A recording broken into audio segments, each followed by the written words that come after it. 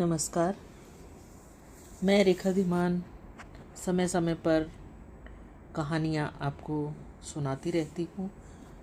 कुछ मेरी लिखी हुई भी होती हैं, कुछ मैं प्रसिद्ध लेखकों की कहानियाँ जो दिल को छूती हैं वो मैं सुनाती हूँ, जो आप द्वारा बहुत पसंद भी की जाती हैं। तो आज मैं आपको मेरी ही लिखी हुई कहानी आपको सुनाने जा रही हूँ। हो सकता है कि आपको समाज का ये चेहरा आपको भी दिखाई देता हो, मुझे भी दिखाई देता है, क्योंकि कहीं ना कहीं हमें जब वो चेहरे दिखाई देते हैं तो वही शब्दों में, कहानियों में आ जाते हैं। तो कहानी शुरू करती हूँ। उम्मीद है आपको पसंद आएगी और जो मेरा कहने का आशय है वो मैं अंत में आपको बताऊंगी कि बाबूजी घर के दरवाजे के पास कुर्सी रख के बैठे हुए हैं और वो घर की तरफ देख रहे हैं और सोच रहे हैं कि जब ये पुराना घर था तो चाहे वो मिट्टी का था पर उसमें प्यार की महक आती थी। आज ये घर चाहे संगमरमर के पत्थरों से बन गया है और घर तो पत्थरों से बन ही गया है, यहाँ के दिल भी पत्थर के हो गए हैं। और वो सोच रहे हैं कि कभी इस घर में हंसी गूंजती थी, बच्चों की आवाज़ें, रसोई से आती खुशबू और माँ की मीठी पुकार, लेकिन आज वही घर खामोश था। रामदयाल जी दरवाजे के पास रखी कुर्सी पर बैठे आसमान को निहार रहे थे। उनकी आंखों में एक अजीब सा खालीपन था। कुछ साल पहले उनकी पत्नी इस दुनिया को छोड़कर चली गई थी। उनके जाने के बाद जैसे इस घर की रौनक ही चली गई। ये बाबूजी ही नहीं, सभी कह रहे थे। बेटियां दोनों के अच्छे घरों में शादी हुई थी, कभी कभी फ़ोन कर लेती हैं, त्योहारों पर आती थी, पर महल जो अभी बन चुके हैं वो पत्थर के हैं और घर भी पत्थर के हैं, तो धीरे धीरे वो कम आती हैं, होती गई कम, आना होता रहा, होता जा रहा है। और वैसे भी नहीं आना चाहती, जहाँ प्यार ना हो कोई नहीं आएगा। और दूसरा, उनके अपना घर, अपनी जिम्मेदारियां हैं। पर बाबूजी तो घर छोड़कर नहीं जाना चाहते, जाएंगे भी तो कितने दिन। वो कहीं इस घर को छोड़कर जाना नहीं चाहते, क्योंकि इसी घर में माँ ने दम तोड़ा था और वो भी उनकी यादें उस घर के साथ जुड़ी हुई हैं। अब इस घर में उनका एक बेटा राजेश ही रह गया था। राजेश वही बेटा जिसे रामदयाल जी ने उंगली पकड़कर चलना सिखाया था, क्योंकि बड़ा बेटा था।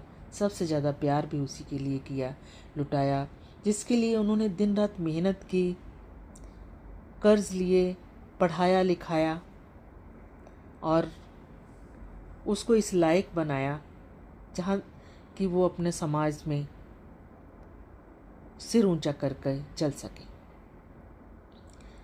और वही बेटा पूरे घर और संपत्ति का मालिक बन बैठा था।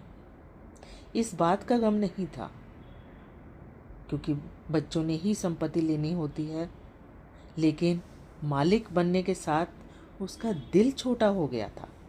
राजेश का व्यवहार अब किसी के साथ अच्छा नहीं था, न बहनों के साथ, न ही अपने बूढ़े पिता के साथ। वह अक्सर ऊंची आवाज़ में बात करता, छोटी छोटी बातों पर गुस्सा हो जाता और आते जाते कुछ न कुछ उन पे इल्ज़ाम भी मर जाता।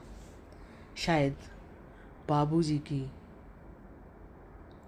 यही चीज़ उन जो बेटे की बोली ही उसको उनको चुभ जाती थी। और वो कहता, बाबा ये पुरानी आदत छोड़िए, हर बात में दखल मत दीजिए। और एक दिन तो राजेश ने चिल्लाते हुए कहा, और राम दयाल जी चुप हो गए।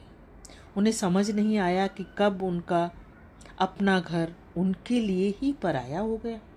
एक दिन सुबह सुबह राम दयाल जी चाय बनाने उठे। हाथ कांप रहे थे। चाय थोड़ी गिर गई और राजेश ने देख लिया। ये क्या है? कुछ काम ढंग से नहीं होता आपसे। बस बैठे रहिए, मुझे ही सब करना पड़ता है। और उसका साथ उसकी पत्नी ने भी दिया। अब उनके बच्चे भी उनसे बोलना पसंद नहीं करते थे और ये बातें जब उन सुनते थे तो ये शब्द उनको तीर की तरह लगते थे। बाबूजी कुछ नहीं कहते, बस चुपचाप कोने में जाकर आंखें पोंछ लेते हैं। कोने में भी इसलिए कि कोई देख ना ले, नहीं तो ये कहा जाएगा कि आप इस घर की बर्बादी करते हो, आप रोते हो। जब भी कोई घटना होती वो रात देर तक सो नहीं पाते। उन्हें अपनी पत्नी की याद आती है और वो कहती थी, देखो जी, बच्चों को प्यार से रखना, बुढ़ापे में यही सहारा बनेंगे, सरोज कहा करती थी। राम दयाल जी की आंखों से आंसू बह निकले। सरोज, सहारा तो दूर, अब तो अपना ही घर में बोझ बन गया हूँ। कुछ दिन बाद बेटी आई। उसने पिता को देखा, कमज़ोर, चुप और उदास, और कहा कि बाबूजी आप हमारे साथ चलिए। उन्होंने कहा। रामदयाल जी मुस्कुराए। बेटी, बेटियों के घर बाप अच्छे नहीं लगते, लोग बातें बनाते हैं। और बेटी की आंखें भर आई। उसी समय राजेश अंदर आया। हाँ हाँ, ले जाओ इन्हें, मुझे भी चैन मिले। ये बातें सुनकर घर की दीवारें भी जैसे कांप उठी। रामदयाल जी ने पहली बार राजेश की ओर देखा। उस नज़र में गुस्सा नहीं था, बस गहरी पीड़ा थी। बेटा, संपत्ति तो तू ले गया, लेकिन इंसानियत के ही रास्ते में खो दी तूने। राजेश कुछ पल के लिए चुप हो गया, लेकिन उसका अहंकार अभी भी जिंदा था। बेटी अपने पिता को ले गई। घर फिर से खामोश हो गया, लेकिन इस बार खामोशी में सुकून नहीं, पछतावे की गूंज थी। कुछ महीनों बाद राजेश अकेला उसी कुर्सी पर बैठा था जहां कभी उसके पिता बैठते थे। समझ रहे होंगे आप कि वो उस कुर्सी पर बैठा हुआ था, वो उसी कंडीशन में था जो उसके पिता उस कंडीशन में थे, क्योंकि संपत्ति अब उसके बेटों ने ले ली थी। अब उसे समझ नहीं आ रहा था कि क्या करे, पर ये जरूर समझ आ रहा था, घर दीवारों से नहीं, रिश्तों से बनता है। जब रिश्ते टूटते हैं तो सबसे बड़ा आदमी भी अंदर से खाली हो जाता है। आप चाहे इसे कहानी कहें या एक संदेश कहें, पर ऐसी कहानियाँ आप ना बनने दें। कभी भी अपने घरों में ऐसी कहानियों को हवा ना दें, क्योंकि हमें भी जिस कुर्सी पर पिता बैठकर उस घर को निहारते थे, तो हमें भी उस कुर्सी पर बैठकर उसी स्टेज में आना है। पर अगर हम आज अपना व्यवहार सही रखेंगे तो हमें उस चीज़ को नहीं भुगतना पड़ेगा। मुझे ये लगता है।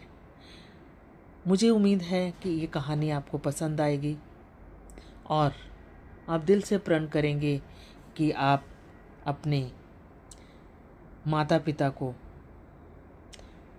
ज़रूर उनको सहारा देंगे। अगर आपके माता पिता जिंदा हैं तो ये वीडियो ज़रूर देखें, वरना शायद देर हो जाए। थैंक यू, धन्यवाद। उम्मीद करती हूँ कि ये कहानी कोई भी दोहराएगा नहीं। धन्यवाद।